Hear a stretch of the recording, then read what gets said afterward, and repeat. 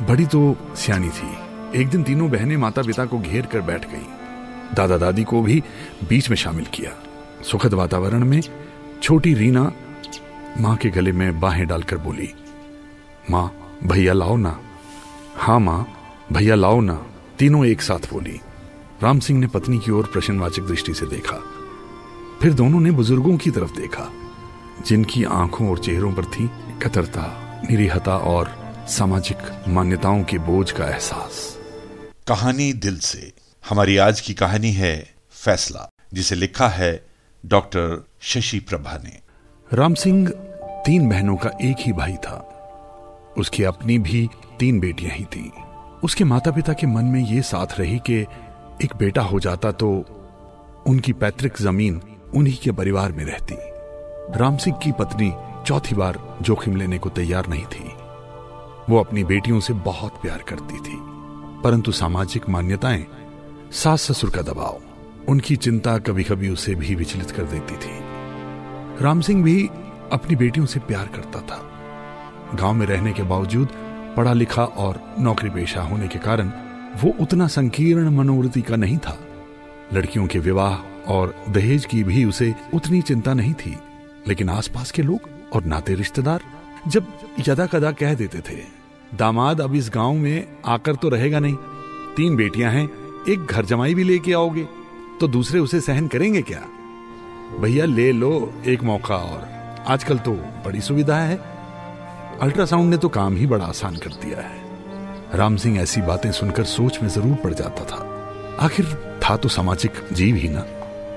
वो सोचता था कि पत्नी को चौथी बार भी जोखिम लेने को मना भी ले, अल्ट्रासाउंड की सुविधा से ये भी पता करवा लें कि गर्भ में बच्चे का लिंग क्या है, तो बच्ची होने पर कातिल बनना होगा ना। हत्यारा कितना भारी शब्द है ना। पत्नी भी होगी हत्यारिन, केवल वे दोनों नहीं, सारा परिवार ही तो होगा हत्यारा, सारा परिवार। वो बहुत दुविधा में था कि एक दिन तीनों बहनों के मायके आने पर जैसे ही परिवार मिलकर बैठा तो यही चर्चा चल पड़ी, राम सिंह का बेटा नहीं होगा तो जमीन कौन संभालेगा। बहनों ने साफ कर दिया कि वे इसी आधार पर पैतृक जमीन का हक छोड़ सकती हैं कि यदि भतीजा हो। उन्होंने कहा, यदि बेटा नहीं होगा तो भैया जैसी तेरी बेटियां वैसे हम। यूं भी उनके मन में भतीजा देखने की साथ थी। राम सिंह की बेटियां, जिनमें सबसे छोटी भी 7 वर्ष की हो चुकी थी, उस पारिवारिक चर्चा में शामिल नहीं थी, परंतु बुआओं के आने से चर्चा का केंद्रीय विषय क्या है ये वे समझ रही थी। बेशक माता पिता उन्हें प्यार करते थे, उन्हें भरसक हर सुविधा देने को कोशिश करते थे, परंतु एक अभाव का एहसास जो परिवार में सब कुछ होने के बावजूद छाया रहता था, उनको भी उदासी से भर देता था। बुआएं तो अपनी चिंता और विवशता प्रकट करके चली गई, परंतु राम सिंह की बेटियों के बचपन और कैशोर्य को भी दी गई अभाव का एक गहरा एहसास। 3 बहनों में छोटी रीना बहुत कुछ ना समझने की उम्र के बावजूद पारिवारिक चिंता और समाज की उसके माता पिता को दी जाने वाली सलाहों शिक्षाओं में काफी कुछ समझने लगी थी। बड़ी तो सियानी थी। एक दिन तीनों बहनें माता पिता को घेर कर बैठ गईं। दादा दादी को भी बीच में शामिल किया।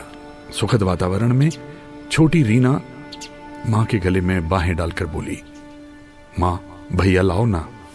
हाँ माँ भैया लाओ ना, तीनों एक साथ बोली। राम सिंह ने पत्नी की ओर प्रश्नवाचक दृष्टि से देखा।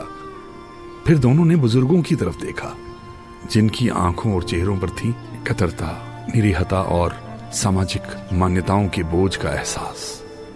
राम सिंह की पत्नी ना चाहते हुए भी चौथी बार गर्भवती हुई। अपने सहकर्मियों में से किसी के व्यंग्य का शिकार हुई, किसी की सहानुभूति का पात्र बनी और स्वास्थ्य की परेशानियों के चलते बार बार छुट्टी लेने के कारण प्रधानाचार्य की तीखी टिप्पणियों को भी सहन किया। शरीर तो बोझिल था ही, मन भी बोझिल रहने लगा। जैसे तैसे 3 महीने पूरे हुए, अल्ट्रासाउंड करवाया गया। फिर बच्ची थी, अब फैसला करना था। राम सिंह चिंतित, पत्नी चिंतित, माता पिता चिंतित और फूलों जैसी प्यारी कोमल हृदय बच्चियों के चेहरों पर उदासी की गहरी रेखाएं। अपराध बोध भी कि मां को कैसे जोखिम में डाला। बहनें एक दूसरे को दोष दे रही थीं। रीना की आंखों में आंसू, दीदी तुमने ही तो कहा था ना। बड़ी बोली, मैं नहीं जानती थी मुझे ऐसा करना चाहिए था कि नहीं।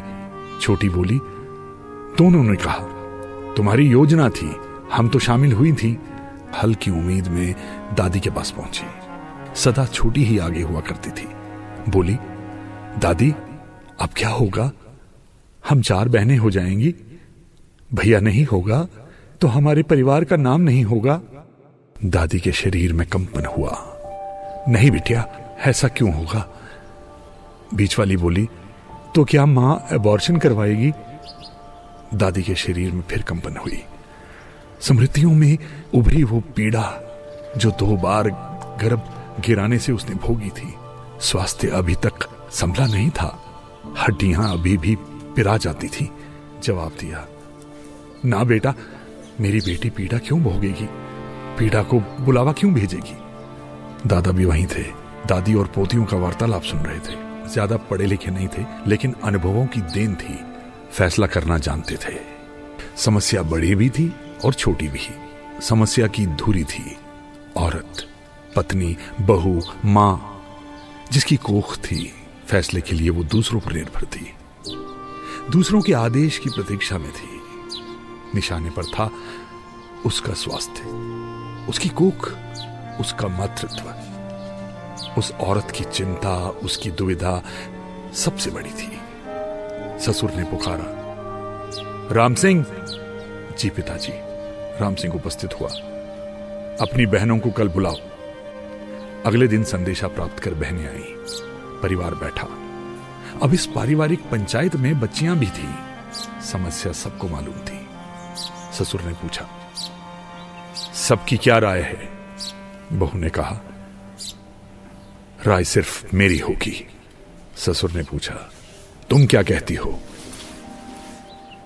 बहू ने बिना किसी आक्रोश अथवा निरीहता की भावना से स्पष्ट कहा, आप सबकी इच्छा का सम्मान करते हुए शरीर की मनाही के बावजूद मैंने गर्भ धारण किया। बच्चे के स्वास्थ्य के परीक्षण के लिए अल्ट्रासाउंड भी करवाया। अब इस गर्भ में जो भी है मेरा है। मैं आप सबकी हूं, इसलिए वो भी आप सबका है। हत्या मानवीय धर्म नहीं है। जमीन पैतृक संपत्ति है। इसका फैसला आपको करना है। राम सिंह कुछ नहीं बोला। पति पत्नी में शायद बात हो चुकी थी। अब बोलने की बारी ससुर की थी। बहनें देख रही थीं। ससुर ने कहा, बेटी ठीक कहती है। उसने हमारे लिए सामाजिक मान्यताओं के लिए हमारा मान रखा। हमें भी उसके मान की रक्षा करनी है। उसकी कोख में जो भी है एक फूल है, हम सबका है। हमारा परिवार बेटी मारों का परिवार नहीं कहलवाएगा। जहां तक जमीन की बात है, जमीन अर्थात धरती जो पैदावार देती है, पोषण करती है, उसकी क्या चिंता? हम हैं, हम लेते हैं, नहीं होंगे, जो होगा वो लेगा। छेहों की तरफ देखा और बात जारी रखते हुए कहा, बाप दादाओं ने हमें दिया, मैं तुम्हें देता हूं। बेटा या बेटी नहीं, तुम मेरे वंश वृक्ष के मीठे फल इस धरती से प्राप्त करो, इसे समृद्ध करो। बच्चियां दादी से पूछ रही थीं, हमारे परिवार का नाम नहीं रहेगा? तो मैं एक अनुभवी बुजुर्ग अनुभव करता हूं, परिवार का नाम संतान के कर्मों से होता है। मां उर्फ दादी देख रही थी पति की ओर। एक फैसला हो गया था, बहुत बड़ा फैसला। बहू और बेटा मां पिता के चरणों में झुक रहे थे। बेटियां चौथी बहन के स्वागत में खुश थीं और बहनें तृप्त।